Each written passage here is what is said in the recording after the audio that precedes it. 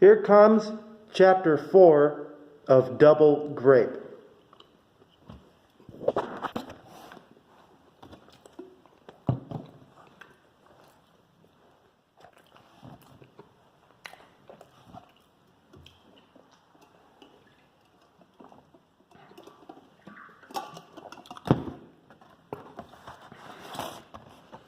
Anyway, yeah, chapter 4. Hi, what's up? Where's Becky? Probably out there. Yeah, my dog... Huh? Yeah, my dog has a fence, around her yard. She has a little door to go out to that yard, but she doesn't like using it, which is really annoying. Anyway, yeah, chapter 4 is coming. It's got a little illustration here.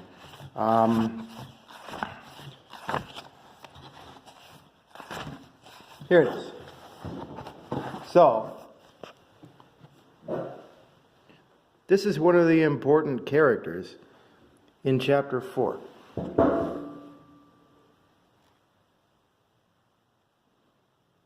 Yeah. She's a furry. But hey, furries are, fictional, which is okay. They're a fiction book illustration. Yeah, they're not really. You don't put that shit in real life, yo. Anyway. A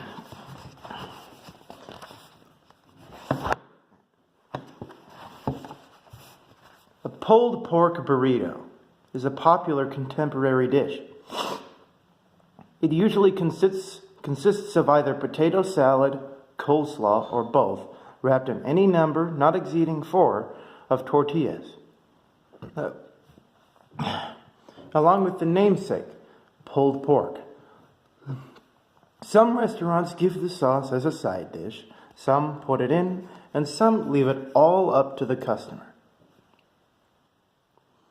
The Jacked Cactus is the mix master of the pulled pork burrito in the South Side. John has become himself a sort of master of the po' boy. The group of patrons, along with the young reddish-furred girl, sit from afar and admire his great twirled horns, cute, slightly pushed nose, and wide smile. The girl is there among them. As they commend him on an excellent round of sandwiches, she looks away.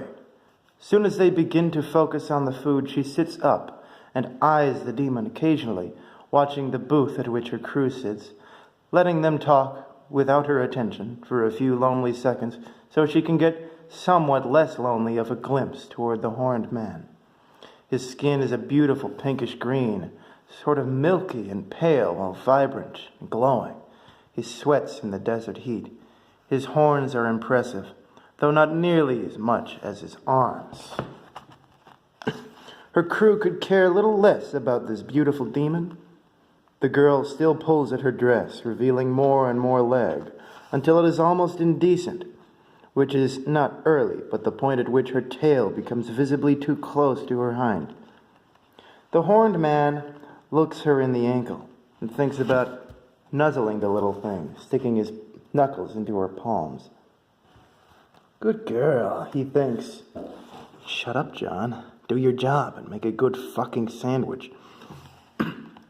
By the time the fellow patrons depart from their dinner, she strides toward the door behind the last of them, and, as they enter the expanse of the complex, stands cross-armed by the door before slinking back to the second bar stool. And there, in the first, it is, next to, does sit he immediately after. I can't stop thinking about it. Her line sticks with every so often an uttering. Every so often is when the group visits, and she can't exist alone. She wishes for this time, after spending some hours talking with friends, when the bravest and most rash of her fancies is prevalent. The horned man never says anything after that before he does what he thought about doing, nuzzling the little thing and sticking his knuckles into her palms. He finds her so incredibly adorable and sickeningly attractive, a combined feeling cooked far back in the fires of his mind until it tastes like the ambrosia of his past dreams. He fondles her right paw against her chest. Her left falls upon his, and he grasps in it in gentle heat. A window of his quarters is blinded from the delicious scene within. The two creatures discover each other in the darkness, feeling all around for the right spots, searching for the proper forms, and counting their natural calendars down to 0, again and again. The 2-year evaluation period has passed for John Albertus, and his condition is so that he is recommended to stay in the mental institution city complex staff's care and receive bi-monthly counseling for a variety of issues concerning his general psyche. The medical standards applied to review his condition are based upon the regular modernized classical approach to the human mind in conjunction with mindfulness. Although he is inhuman, nothing bothers him about his treatment. He has become fully enveloped by a new community and accepts the current situation. His needs are met by fellow inmates, well as staff. His life is perceivably fulfilled. His relationships with fellow veteran inmates are impressively decent. The crew of patrons continues to admire him from the back of the circular booth by the door, watching intently the moves of he and the red girl as she waits for his shift to end. The patron's crimson friend is a traditional artist named Zoe. She works with multiple forms of traditional media, including and unfortunately limited to water-based markers, pens, and acrylic canvas. Every Saturday, when she is available, she demonstrates her craft out in the courtyard of her West Side residential block. The area is full of the aging inmates, deemed by the administration to be so in need of care that their life must be spent in the city. Other weirdos can choose to leave if they so please, just like the weird human who was seen around Zoe's block. He was urged to leave by advisory members of the medical staff and counselors, and did so to be placed on parole, given that he will stay away from other people's residences on similar grounds. I record a number of similar situations arise due to the apparent variety of conditions affecting some inmates' interpersonal capabilities. The streets are not void of a few fights every month or so most of the time near heated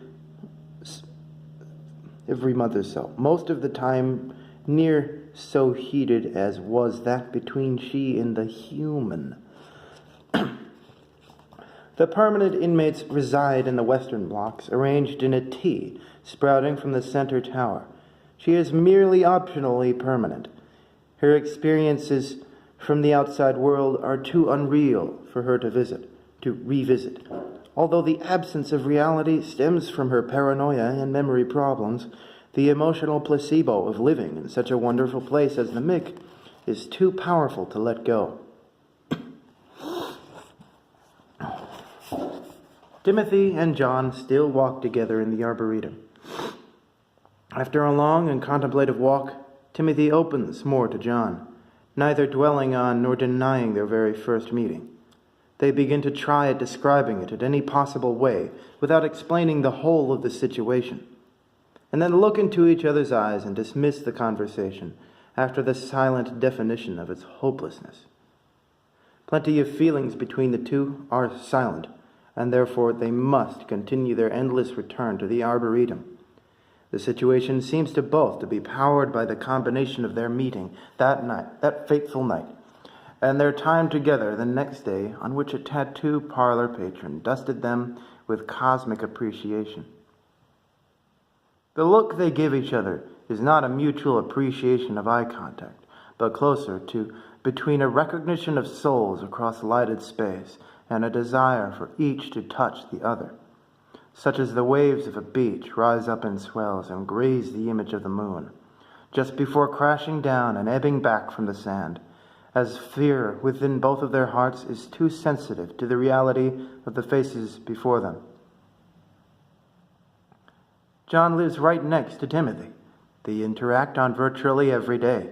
It is a tasteless interaction, with the doors to the bathroom managed so. He wants so fearfully just to burst open the door and expect him to be ready, just as it was the other way. Nothing about John's relationship with Zoe is particularly normal, and neither are his thoughts about his neighbors subnormal. What worries him is that no matter how much time on his hands during which he contemplates the elusive Timothy, the only things that make him feel sick and weak are the emotional distress that he lives in now and the prospect of rejection if he abandons it. All the while, Timothy waits for another night on which the horned man past his room's east wall would be heard through the layers of composite and foam, moaning, growling, and shouting out the names of his fancies, as if he might be the lone fascination of the big dude celebrating his birthday on an average night. He genuinely wonders what he might do to the demon if he ever is to put out the candle.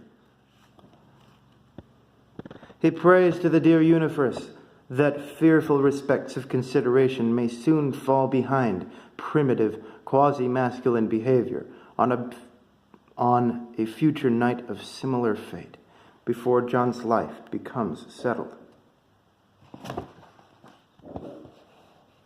All right, well, that's the end of chapter 4. And yeah, that's one of those chapters I spent a lot of time thinking there. Yeah, I hope you liked that. You know, I don't do this for no reason. Well, I do. I'm doing this for no reason, but did you like it? Win-win. You have to do nothing for no reason, and it's not total trash, you know? Well, anyway,